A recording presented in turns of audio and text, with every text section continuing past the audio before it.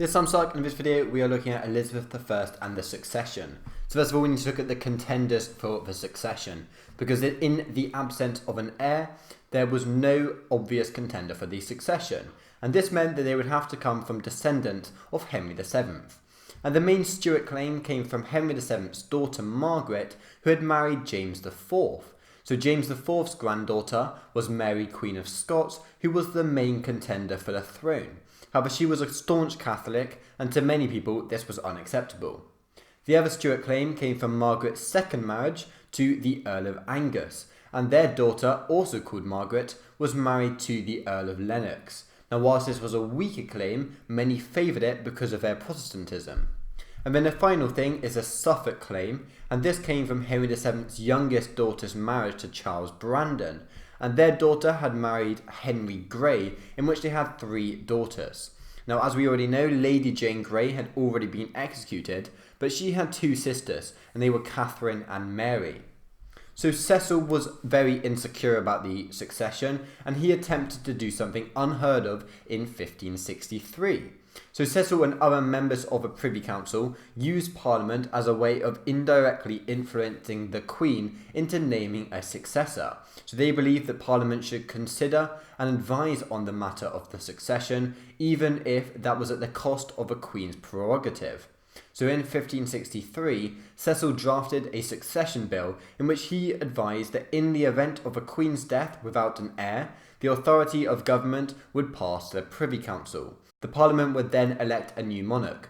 So this was unheard of idea because it was based upon an hereditary elected monarch. Now, the idea was never put forward to Elizabeth because it would have definitely been rejected, yet it did show Cecil's insecurities about the succession. Next thing to look at is the potential marriage to Francis, the Duke of Anjou, as Elizabeth's influence in France was strengthened when a potential marriage came up with Francis, who was the Duke of Anjou. Now, he was the younger brother of Henry III of France, and despite the fact that he was scarred by smallpox and that he was 21 years younger than Elizabeth, marriage negotiations started between the two. So this may have been motivated by the secret marriage of the Earl of Leicester and the Countess of Essex in the spring of 1578.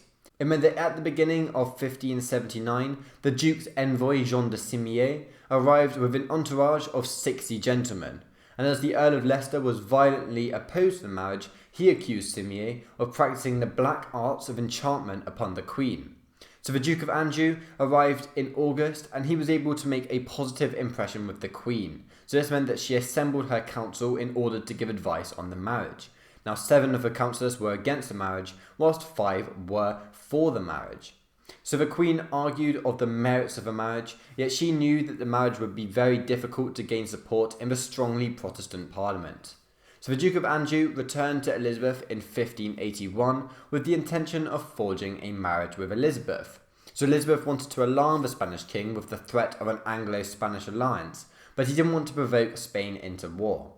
So whilst the Duke of Anjou was in England though, it did become clear that he was an embarrassment in the English court and that Elizabeth would not marry him. He would eventually part England in February 1582, and although Elizabeth was said to be very tearful, she also privately danced in her private chamber later that evening. So finally, we just need to look at the final succession, as a series of deaths did simplify the situation, as by the end of Elizabeth's reign, the only practical possibility was James VI of Scotland.